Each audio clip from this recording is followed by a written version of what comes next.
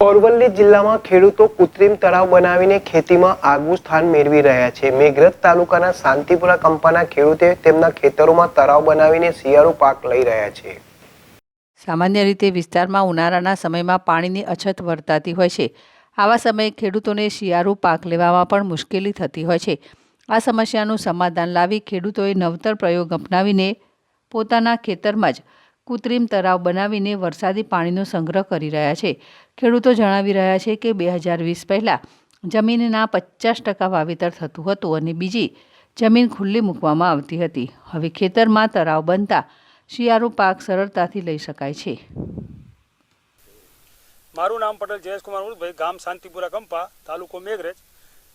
અમારે મેઘરજ તાલુકો રાજસ્થાનને જોડતો તાલુકો છે અને વરસાદ જો ચોમાસા દરમિયાન 35 થી 40 ઇંચ વરસાદ થાય તો જ અમારે શિયાળુ પાક પહેલાં અમે લઈ શકતા હતા અને એનાથી જો ઓછો વરસાદ થાય તો અમારે પાછલા શિયાળામાં પાછલા દિવસોમાં પાણીની તકલીફ પડતી હતો।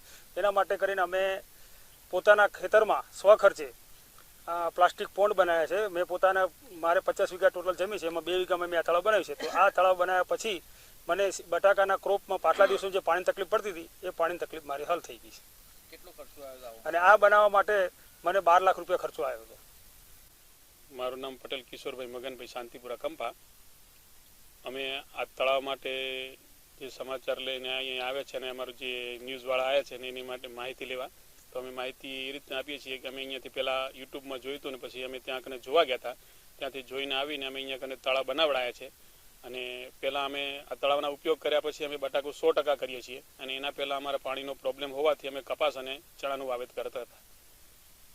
કેટલું બનાવેલું તળાવ, કેટલું સંગ્રહ થાય પાણી? અમારું પાણી આમાં 50,000 સ્ક્વેર ફૂટનું છે પાણી। અમારે 25 વીઘા માનો કે કૂવાનો યુઝ ના કરવા હોવાથી એનો પાણીનો ઉપયોગ કરીએ છીએ।